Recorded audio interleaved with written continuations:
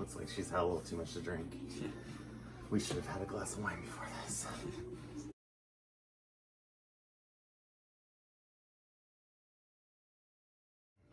Hey guys, Joey here. And Eric.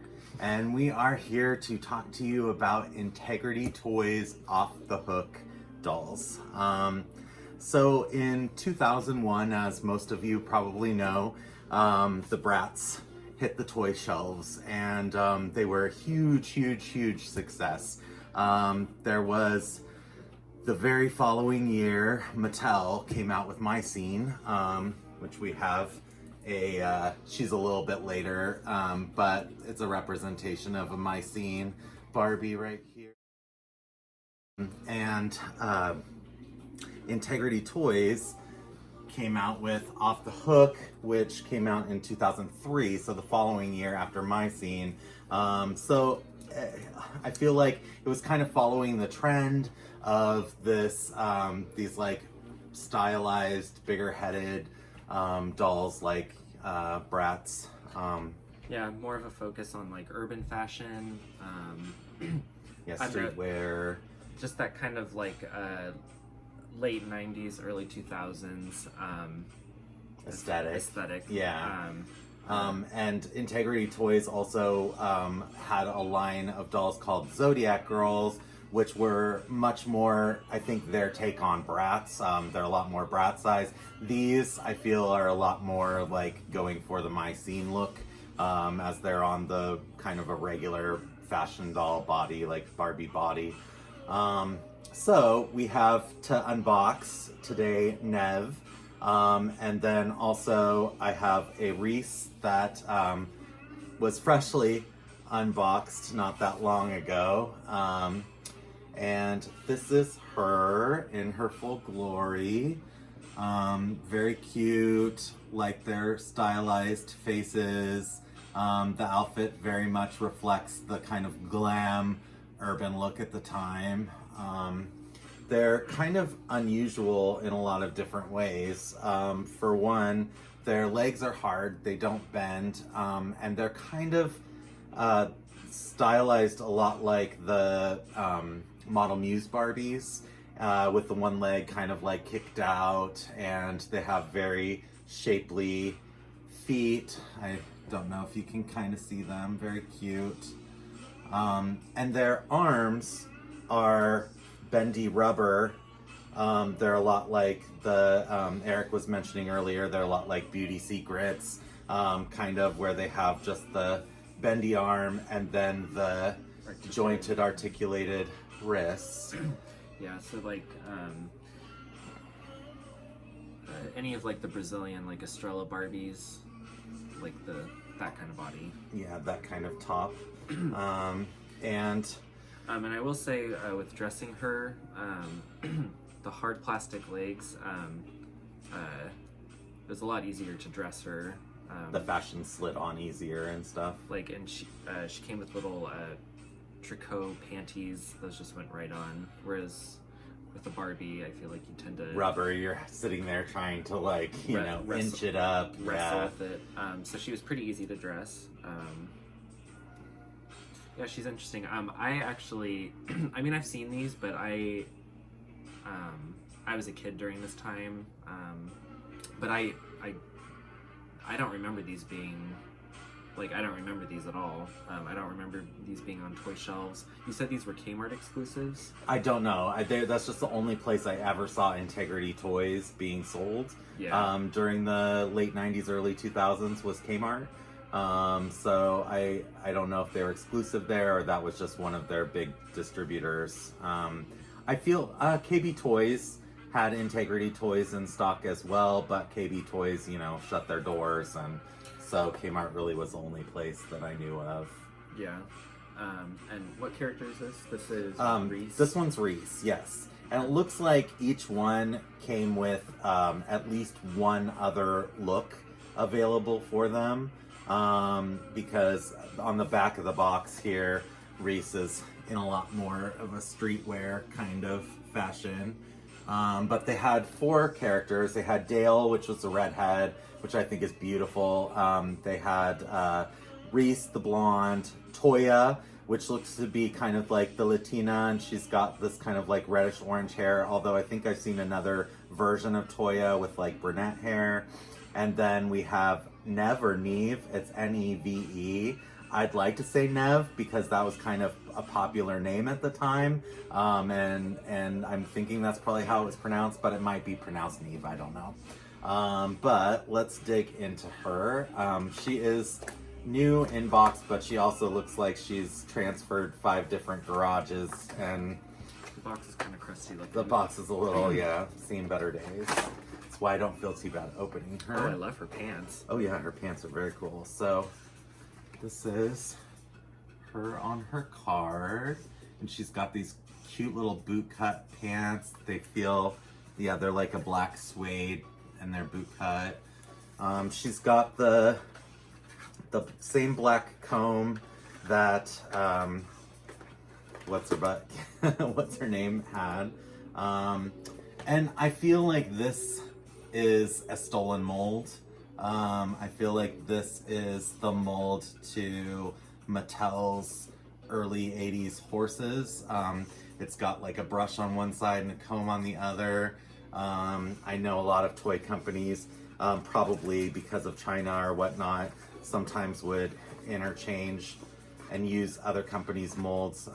Mattel has a lot of that where their shoes and stuff like that turn up in other toy lines. But anyway, it's a black brush that she comes with, and it's the old school twisty ties that have her tied in. It looks like there was a place for her feet to go in right here, one of those like little spots where it bends in, the feet go through, but they just looks like they didn't bother at the factory poking her through. She's got little black boots, and these are 100% Barbies. The mold, they are Barbies. These are, you can see these came with Fashion Avenue. They're not a new mold. So she's got a little satin like teal blue purse, nothing super special, but cute. Ooh, that arm's been bent for a long time. A long time. So girl's been in her box for a long time, and it looks like that bend that has been permanent for all of these years, it might take a while to come back, or it may never come back. It's really indented the plastic there. She kind of, her hairstyle kind of gives me that like 1960s talking Barbie hairstyle. It's like long, kind of like long bangs on either side, and then a ponytail. It's very cute. See her ponytail and her bangs, her sleek bangs on the side. Love it. Cute little satin blouse, rouged and sleeveless, and then her bouquet suede pants. Very cute. Yeah, I love those pants. I do too. They're really cheap feeling though. Yeah, I think a lot of the materials I noticed for Integrity Toys in those early days when they were doing Playline, a lot of the materials are kind of cheap, but I think that their designs were always really strong, and that captured people's eyes because they were different and they felt very like on trend. She's giving me like Paris Hilton or something like that, like an heiress, little teeny bopper.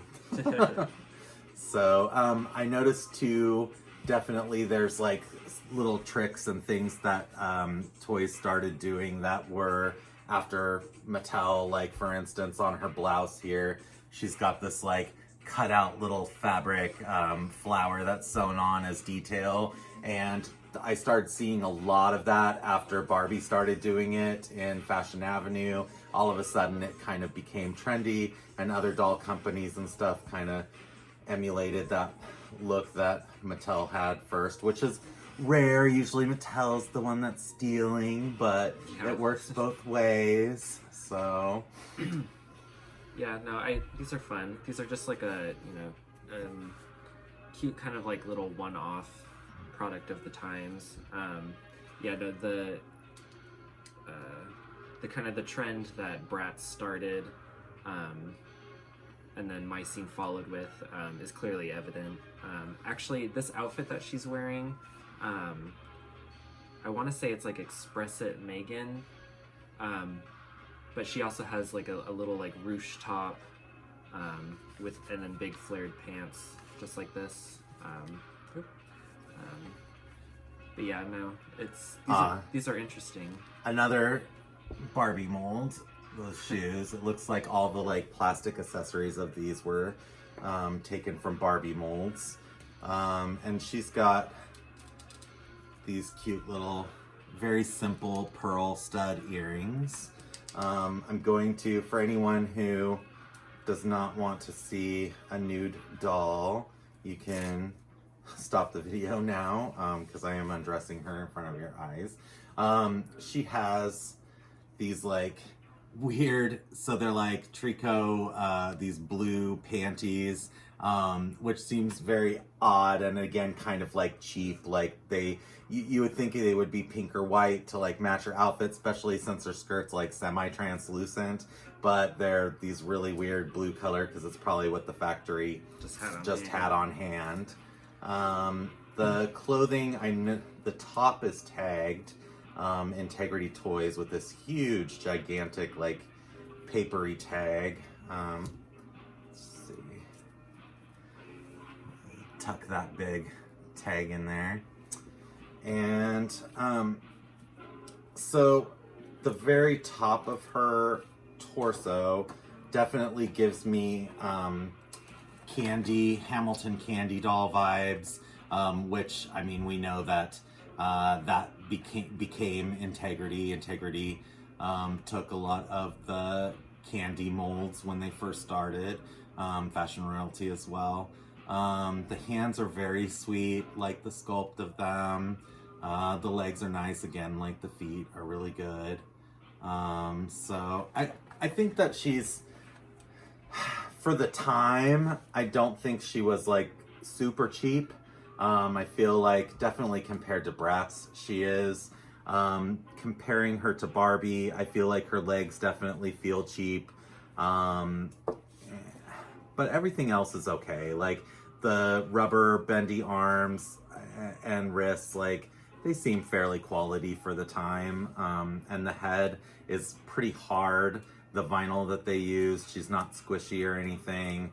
The makeup and screening looks really good. I feel like I remember Integrity Toys always having pretty good screenings.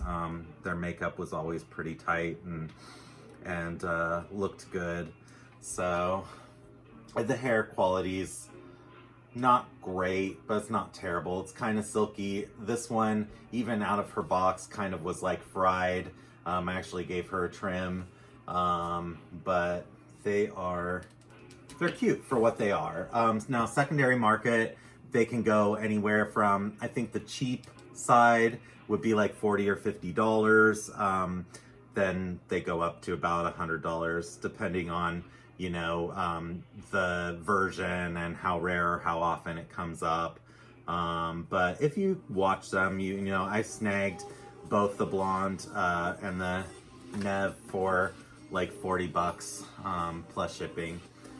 So not terrible. I just wanted to, I had them when they came out. I think I had like 2 when they came out, and you know, long time ago got rid of them, and then I kind of went through a little like nostalgic bump and was like, oh yeah, those off the hook dolls and their arms. I think I saw somebody post something on Instagram and was posing one, and I was like, oh yeah, let me look at those again. And so I did, and then I spent money and got them. But before I get rid of them again, I figured we might as well do a little video to talk about them and show them off.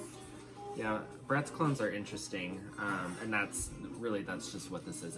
It's straight up a Bratz clone. But there's Bratz clones and Mycene clones, because I mean, really, if you think about it, all of these dolls are connected in a way. My Scene is a clone of Bratz. I know some people like to think that My Scene wasn't, and it's its own separate thing, separate from Bratz. No, My Scene is it's a Bratz clone. It's a Bratz And clone. I say that as someone who actually loves My Scene and collects it. But no, Bratz clones are kind of like their own interesting, like little like niche. There's lots of really strange, weird ones that you can find.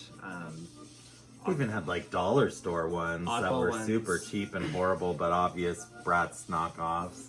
Yeah, oddball ones that like don't even have like names on the boxes or anything. So it's, but yeah. And it really made a mark. I mean, that stayed. Look at, we got Monster High, that has the bigger head aesthetic, and we got Ever After High, and so many different toy lines that now have that kind of more big cartoony head, which really the Bratz are the ones that pioneered that and started that look.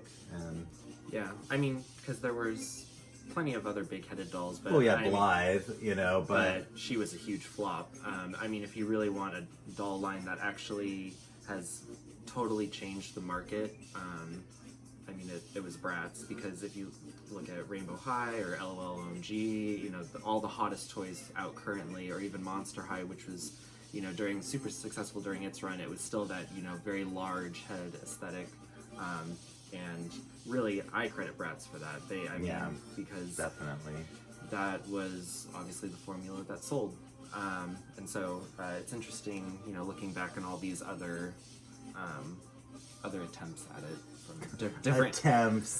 different companies. Yeah, but all in all, I think that the sculpt is really cool. It's very different and stylized, and she's kind of got those like heavy lids, like even almost like the vintage Barbies. I think they're cute. Yeah, I think they're cute. And they're really fun to photograph. I enjoyed looking at some people that were Instagram photographing them. They really pop in photos because they are different, and their arms and stuff. So I hope that you enjoyed our little look on Off the Hook dolls. And thank you for joining us. Have a good day. See ya. Bye. Bye.